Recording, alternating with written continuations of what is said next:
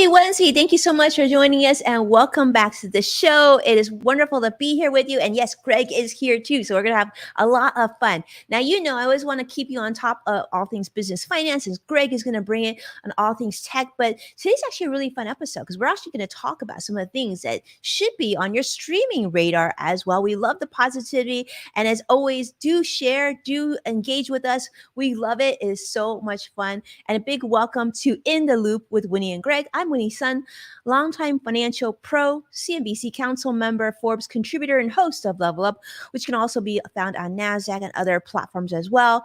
And of course, welcome, Greg. How are you doing today? I am doing good. It's so good to be here. As always, thanks everybody for joining us wherever you're at. Love seeing the comments already come in. I'm Greg Nibbler, in case you don't know, longtime tech journalist and reporter covering all kinds of things. And we'll have a little bit of tech in here today, but really it's going to be about something that we're all talking about. And I think Winnie's going to talk about it too. Everybody's talking about it. It's Twitter. So we'll be covering some of that and what kind of expectations maybe people have. And we'll love to get some comments in there. But we're also, as Winnie said, going to be talking about some recommendations of what to watch. There is so much out there right now streaming. And so we kind of narrowed down just a few recommendations. And so we'll be talking about that too. But as always, since we're live, love to see anybody else's recommendations or comments too as we go through the show. It's always so much fun. And as usual, we start off with Winnie explaining how the world of finances is going, which is a never-ending job in its own right. But Winnie, what is it looking like today? Greg, it's looking pretty crazy. It's pretty look crazy yesterday. I mean, yesterday was like honestly a very, very challenging day in the financial markets. And, things started to look a little bit more positive earlier today, but unfortunately didn't end as sweet as we were hoping for. But before we get there, I want to say a big hello and welcome to Vicky on Facebook Live. It's great to see you. And of course, Joshua CrossX Fighter on YouTube Live. Always a treat to see you. And wow, so many people joining us today. It is so wonderful. And thank you so much for being here. And of course, don't be shy. Share your comments. Let us know how you think about the topics we're going to be talking about. And today, tell us how your life is in general. We love to hear from you. But yes, I want to start with this, Greg. Obviously, difficult day on the financial markets. Yesterday, Dow was down over 800 points yesterday. Actually, it closed down 800 points. And today, unfortunately, some of that continued. But on the positive, the Dow did close up 62 points. NASDAQ closed down just shy of 2 points at 1.81.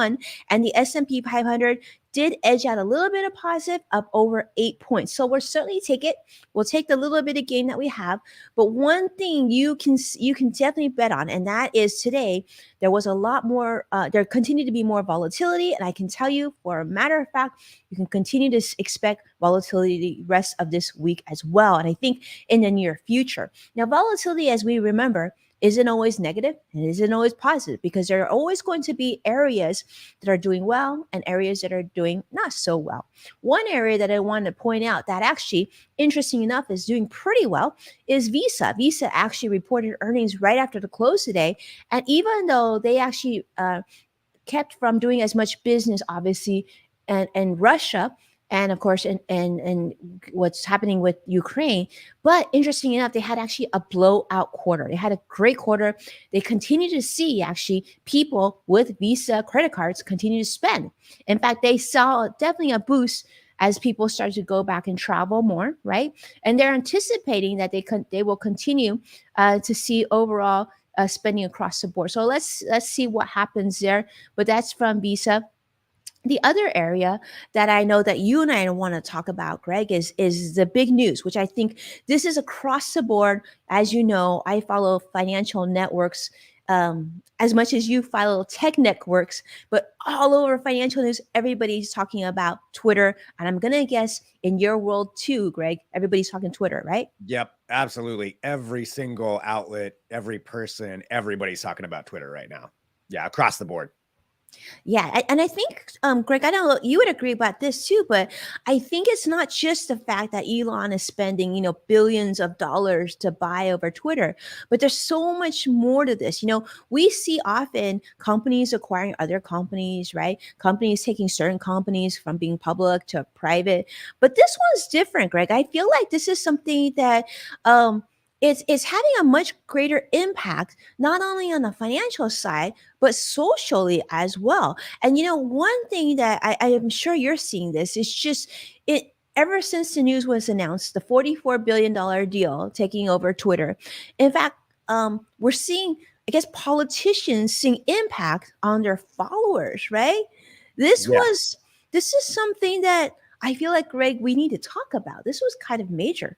Yeah, it really is. I mean, I think a lot of it too for everybody right now is just this uncertainty of what happens now, what happens next. None of us, like, no one's ever experienced anything like this before. It's never really happened to where a single person bought a social media platform as big as Twitter and just now will be the sole owner of it. I mean, that's crazy. And it also means, Elon Musk can do whatever he wants once this finally happens. 3 to 6 months from now, I think is what some of the estimates that I saw is for it to fully go through. But as you can see, even already, there's his Twitter page. He's posting strange memes and very strange, kind of very strange things, and trying to rile up people, or I don't know if that's what he's actually trying to do, but it's certainly working. It's not positive too. Yeah. I mean, and this is just what's going on there. And I think, everybody wants to know how he is going to handle it. And based on what he said, it seems like we may be opening things back up to a lot more of misinformation, harassment, and things. Yeah. And things that Twitter would have been doing to try to, at least limit some of that stuff. Based on what Elon's saying, it seems that he's not going to do that. Yeah. And you probably saw this, Greg, and I think Vicky had mentioned this too on our stream here, is that employees are very, very disappointed. I was reading in the news saying that employees, I guess they communicate on their Slack channel and talking about the news. And I guess really high-level officials are literally crying, and it's such disappointment and like just agony given how far, I guess, all the work that Twitter had to do to mitigate some of this negativity and the false information. And I guess the question a lot of the employees are asking is whether Donald Trump will be allowed back on Twitter, right? Yeah. And that's the big thing. And the answer that the employees have been given is that, well, that depends on Elon Musk. So that decision is solely on him, whether or not Donald Trump will come back to Twitter. So it's interesting. Like I actually asked this question. I know you did too. We both asked our community online as soon as it happened, right? How did they feel about this? And just asking the question. I know you did the same thing. We didn't, I think we just wanted to hear the impression. I'm curious to see what answers you got. Yeah, I mean, it's kind of across the board for a lot of people. Seem to be saying, they're nervous about all of that, about the whole letting people like Donald Trump back on, or anybody who's spouting all the misinformation and hate speech, all of that. So there's definitely a big concern for that, about what he's going to do, how it's going to change things, how it's going to change the interaction. There are people commenting, how is he going to monetize it? Since he's going private, he's still going to want to make some money, even though he could lose the 44 billion and still be okay based on, at least on paper. What's going to happen there? Is it going to turn into a paid subscription all across the board? Probably not. I don't think that's something you would do, but you do already have Twitter Blue kind of in place. So concerns about that side of things and just what it's going to be like, because I think for a lot of us, we use it, for news and promotion. I mean, you and I definitely use it for promotion for all kinds of things, and we're broadcasting live on there right now. So we use it for that, but also I use it a lot for just gathering information and news and reliable sources, that you follow. So what's gonna, I suppose the sources I go to aren't going to change, but like what happens now? Yeah. I mean, yeah, Greg, I 100% agree with what you're saying. I think, I don't know if you noticed this, but like, there was so much information coming out on Twitter, some of it true, some of it false, right? It was really overwhelming. It was quite overwhelming. And during that time, I know a lot of people felt like they weren't heard. They felt like overwhelmed, and things seemed to get a little quieter. It seemed to get a little bit more mild. Like, will it then come back to that place where there's anxiety and these strong overtures on a platform that I think actually does really well as a news sharing source, right? I love getting my news from Twitter. It's convenient, it's fast, it's easy to search. I hope it doesn't become I know you and I are both on the same page on this. I hope it doesn't become a negative, swimming pool again, where it's just so much anger that's being shared. I think that is my biggest concern. Yeah, the anger, and then the needless, use of that to just, bomb somebody's comments with ridiculous things just because they can, or what are they going to be sharing? You're right. It did kind of get to be, discussions are great and people can have all kinds of opinions and have, conflicting opinions and have discussions about that. But there's some civility to that is kind of necessary. And just the possibilities, I think, and maybe it's because we all do, like you said, like we remember how that used to be on there, and it seems like it's been better. And to go back to that, I think I can see why the Twitter employees would be disappointed if that happens. All the work that they've done. And granted, there's a lot more work that needs to be done, but still to have to roll all that back, if that's what he does, and that's the indications he's giving, that's what he's implying he's going to do. That's concerning. Yeah, because they typically say like a company is only as good as its leadership, right? Yeah. And so if your leader is using Twitter in a way that is maybe positive and uplifting and supporting and highlighting certain causes, then that is really how it's going to be. But in the short time that this news has come out and the tweets have come out, I think we as users have reason to be concerned. Right? Yeah. This may not be the Twitter that we're hoping that it would start to improve, right? Like definitely the things that you talked about last week, Greg, like the edit button, that's important, right? Things to make it so that it's easier for us to communicate. Monetizing, that makes sense too. But I think the bigger overarching theme that we're all concerned about is not just the effect of Twitter as a business, but Twitter's impact on humanity and whether we're going forward or we're going to be moving backward. Yeah. Yeah, and he's right to some of the extent too, is looking at it kind of as a worldwide message board, or, looking at it as a really great way to communicate with a lot of people. And it is.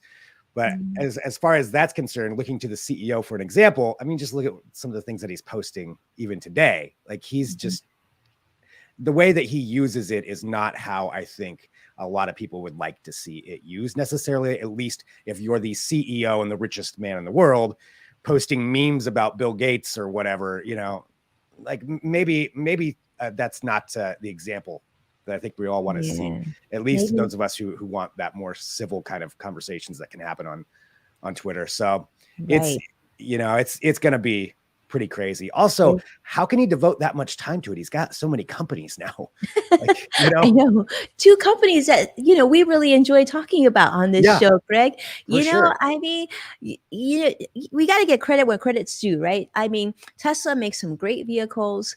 Certainly, it's been great for, Mother Earth and taking us in the right direction. I kind of want him to focus and continue to focus on making my car even better. And I'm sure with SpaceX too, right, Greg? There's a lot of things that you enjoy. I think the other thing that I got to say, I'm sure Twitter employees are concerned about this, is, Elon hasn't been really well known for taking great care of his employees. Yeah. Right? So that's got to be concerning. Yeah. Especially, if you're a Twitter employee right now, their future is completely unknown, whether he's going to keep them or how that's all going to happen. So that's, he doesn't even have a house, Greg. Like he's literally just couch surfing, right? I've been to Twitter headquarters. It is so beautiful. There's like unlimited food. All the employees are happy. There's ping pong, and there's an organic garden on the rooftop of the Twitter headquarters in San Francisco. It's a really, harmonious place to work. I feel like this is very different when your CEO doesn't even have a house and is really, I don't know. It's and not to mention naming your children, not even like real names. Don't get me started. I just think like I like to feel that things evolve for better. I guess at the optimistic viewpoint, it does concern me. I don't even work at Twitter, but it concerns me because I have friends that work at Twitter. Right. Yeah. Yeah. It's just so much uncertainty about where it's going to go. And for anybody who has any comments too, I'd love to see how people feel about it. Maybe there are certainly people out there who are very optimistic about it, and I want to be optimistic about it. Yes. I'm just not seeing a lot of the optimistic viewpoints coming out right now of what he can do. But I would love to see him saying something as like, Twitter employees, I can't wait to, to create new like magic together or something like the next, we're going to do this. This is going to be, something like, I'm excited to get to know you or something. It doesn't even have to be like anything promising, like I'm gonna keep you forever, but just something uplifting, right? Because Right. people Yeah. are sad and they're scared. Seriously. Yeah. I think, yeah, we're all nervous about where it's going to go. But I mean, it's at the end of the day, it's his toy Yeah. now. So, He had the most chips and he spent it. So yep. I Yep. don't know, Greg. You and I, we should have. I guess we should have made more money to do something like this, right? Because Right. I feel like if we ran Twitter, it would be a much happier place. I would think so. Yeah. I Mhm. mean, if anybody wants to loan us 45 billion, so Yes, we could, it's got to be a little bit more, maybe 46 billion. 46, 46 billion. We'll make sure to take good care of the employees. Yeah, absolutely. Everybody, Mhm. everybody be taken care of with that. So, We'll bring hot pots in for lunch. No? for sure. Yeah, everybody gets a hot pot lunch every day. So we'll have to see where it goes, but it's definitely going to be a topic of discussion for a long time coming as it all happens, and we're all going to find out in real time because we're all on Twitter. So we'll see whenever these changes start or whatever it is that he decides to do here over the next few months. So we'll have to follow it and see what happens. Should we talk about something else though? Please do. Let's Yeah. segue. Let's segue to this. And I would love to hear some opinions because Winnie and I have done this a couple of times before, and we like sharing different shows or a movie or something to look forward to, something you can watch now, and recommendations that we have. And that's why it's always great seeing everybody else's comments too, because there is so much out there. There are so many streaming services. There's only so many hours in the day to watch. So you can miss some good things that are out there. And I've got a couple of those that I want to highlight.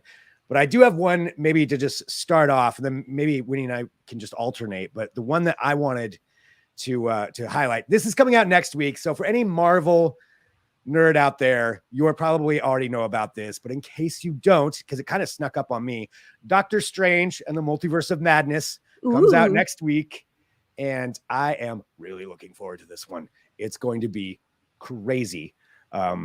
That is, I should say that in a more nerdy voice, but yes, it's going to be crazy because this is the kind of the epitome of so many different Marvel movies all coming into one. You've got all the different multiverse stuff and various Doctor Stranges. It looks like from the commercials. This is going to be awesome. This is awesome. So is this in theaters only, Greg? Yes, this will be theaters only. I would guess it'll end up on Disney Plus pretty soon, though, within a couple of months. But as of right now, yeah, it is theaters only. So I guess I should have specified that. I was just so excited about it that I had to bring it up. Oh, yeah, this looks awesome. Yeah, I mean, it looks so good. And you've got so many different factors coming in there. And I'm sure there's going to be a lot of cameos and spinoffs. And who knows what all they're going to do with this. But this is like a must watch if you are a Marvel fan. This looks so fun.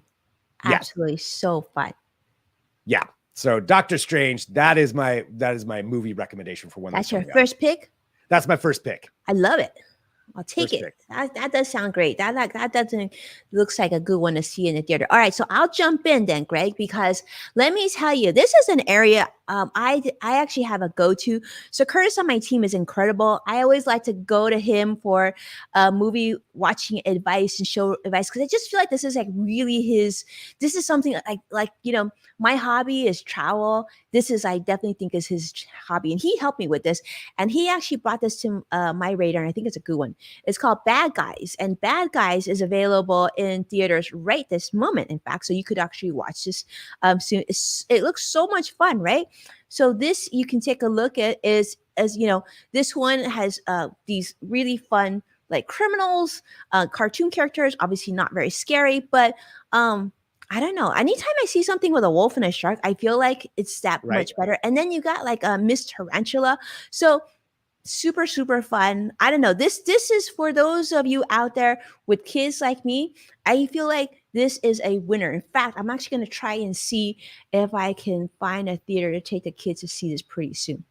Nice. Yeah. So Bad Guys. All right. I will. Super cute. It definitely looks that way. Yeah. All right. So that's in the theater as well.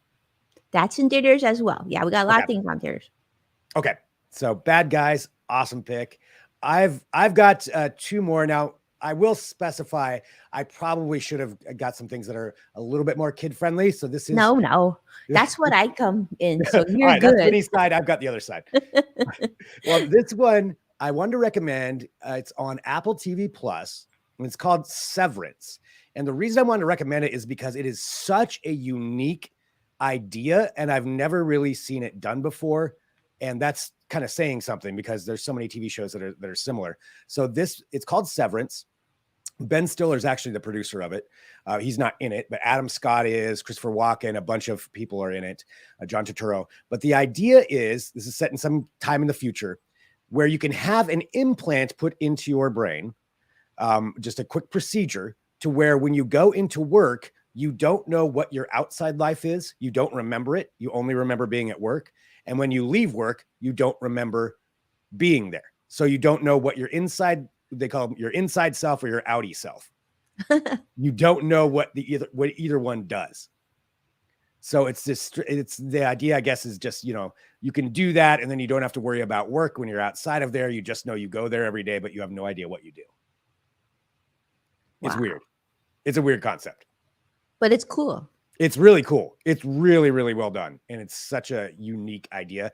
And I don't feel like a lot of people have seen it. So that's my other recommendation there. Severance, Apple TV Plus. I love it. I think I'm gonna check that out, and that's really fun. I think the concept's really smart, and the fact that you like it, Greg, means it's really, really good. Okay, I have a fun one to share as well. I'm actually really excited about this. It's coming on Disney Plus, and this is Obi-Wan Kenobi, and in fact, this is going to be May 27th. Right? This is I guess a brand new role of this is an event series on Disney Plus, so you can actually watch this at the comfort of your own home, and it's a series that begins 10 years after the Star Wars Revenge of the Sith. So I think for those of you who love this franchise, I think you're going to be pretty excited. And I love the fact that they're bringing it on Disney Plus, because I think it's just going to give that many more new audience members to be able get involved with this franchise. And I do think whenever you have something fresh and new like this actually brings more viewership to their existing franchise and their older movies as well. So Greg, I'm guessing this was totally on your radar already. 100%. I cannot wait for this. Yeah, I will be watching it the second that it loads up on Disney Plus. Seeing Ewan McGregor go back as Obi-Wan and reliving that role and just telling that story between that time. Because I think for anybody who's a Star Wars fan, you do always wonder, what was Obi-Wan up to for 30 years or whatever it was that he was on that planet? So this gives a little bit of that. You get Hayden Christensen back as Darth Vader. I mean, oh yeah, look at that. Darth Vader without the mask on. I mean, come on. Yes, they've got me. Take my money. I'm so glad you know all this, Greg, because honestly, I'm okay, I'm definitely gonna watch this, but honestly, I can't keep track of all the characters and all the people. So thank you for sharing all that. If it's Star Wars or Marvel, I've got everybody. You're on it. Yeah, I know you are definitely the expert, my go-to for that. I don't know if that's a good thing or not, but yeah, I'll watch it all. They just take it. Disney pretty much. They can just take my money forever because I'll be watching all of these. So yeah, I cannot wait for that though. That's such an awesome pick. All right. So I have my last one here. And this is another show that I feel like a lot of people haven't seen. I only just watched it recently because it just came to Prime, but it's actually I believe it's a BBC production. It's a British production originally, but now available on Amazon Prime. And it's a pretty fun show. This was recommended to me by somebody else. It's called The Outlaws.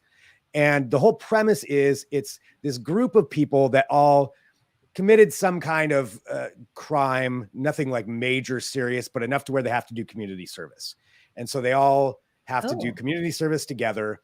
And then, of course, something else happens. I don't want to spoil it too much, but they come across, let's say, some money, and they don't know where it came from. And then they kind of have to team up and decide what to do with it. So it's a comedy. Christopher Walken also in this. Apparently he's in everything now, but he is pretty great at that. In this. That's 2 shows with Christopher Walken now that I think about it. But yeah, it is really, really well done. It's funny. It's smart. They kind of cover a lot of ground in it, and they're quick episodes. So if you just want to throw something on, and the season's only, I think, 6 or 7 episodes long. They already filmed season 2. So there's another season that's going to be coming out, but it is, I would recommend this one. I love it. Vicky is very excited. Vicky says, good British comedy. Very, very cool. Yep. Yeah. That should be super fun. I just feel like we need entertainment like that. We like 6 or 7 episodes. We watch them and then we can get on with our day. I love it. Exactly. You All can right. binge it in, yeah, if you want a long afternoon, you can binge the whole thing. That's right, right? I mean, you could do that. I mean, it doesn't take forever. That and I love that's it's just different and it's so lighthearted. Very good. Very Yep. good. All right. So I've got one to kind of for those families out there, because as you know, we also stream out to Modern Mom, and we were thinking about you for this one. And this is Chip and Dale Rescue Rangers. This is streaming on May 20th on Disney Plus as well. You're right. Disney Plus just has some great content right now. So Yeah. this is gonna be your favorite chipmunks coming back. It's a hybrid live action CG sort of film. This should be a lot of fun. I think you're going to enjoy this. But yeah, Chip and Dale Rescue Rangers exclusively on Disney Plus. I love how they sort of merge that reality, so look at it. It kind of reminds me of like what they did with Cars a little bit. It's really fun. Oh yeah. I mean, even just from the tech standpoint of doing that, I love seeing how they incorporate all that CGI into it, just and how advanced it's gotten. Although I have to say, as soon as you said Chip and Dale Rescue Rangers, all I have is the song now playing in my head because that's what I used to watch it as a kid. So I'm just hearing it over and over. Rescue Ranger. But yes, that's a great. Sing it, Greg. Sing it. Nobody wants that. Nobody wants that. You didn't come here for this, but I will definitely be watching that. Yeah, You'll be watching just for that. the Cool. nostalgia factor.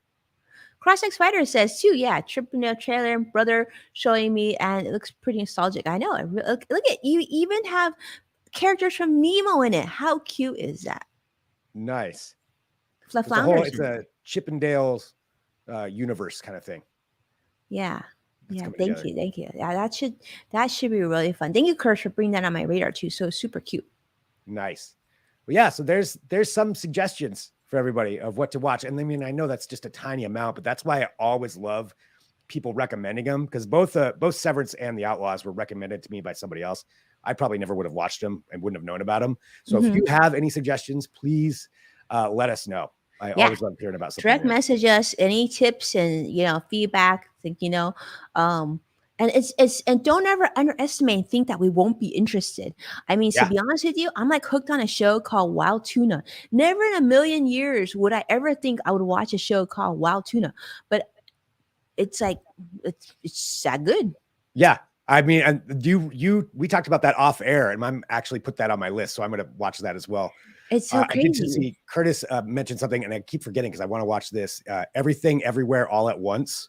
Okay. Which is supposed to be like this mind-bending. I don't want to know too much about it going into it, but I believe it's kind of a multiverse situation, and everybody I know that's seen it has said it's amazing. I'm writing that one. Well, that's the thing is Curtis said it was good. It's definitely something to watch because time and time again, he's always told me the right thing. And in fact, what happens, this is pre-pandemic, he was always the kind of person who he would literally watch the movie as soon as it came out. So you could just wait to get the Curtis review, and then you would decide whether or not you wanted to spend your money to go watch it because he had already seen it. Nice. Just go to Curtis. Well, I will be watching Everything Everywhere All at Once for sure. Me too. That's definitely for sure. Awesome. Well, thank you so much for that, Greg. Really, really fun. And I guess it works out perfectly well because don't forget, I just want to make a quick reminder, everyone, for those of you who have someone special to celebrate, Mother's Day is coming up in just like a little over a week. So if it wasn't on your radar, it's on your radar now. Okay, so don't forget. Do not forget. Yes, make a note. But yeah, I think that's probably about it for this week, everybody. And I do again want to say thank you to everybody who's joining in too and watching and commenting and sharing. It's always great to be here. It's always a treat to be here. It's always a treat to spend time with all of you. And thank you so much, Greg, for being here. And we'll be back next week. So definitely stay close. And then I know we'll have a lot to share with you next week, but I hope that you do well and hope everybody stays positive. And of course, we appreciate your time immensely. Yeah. Thanks, everybody. Thank you. Bye now. Bye.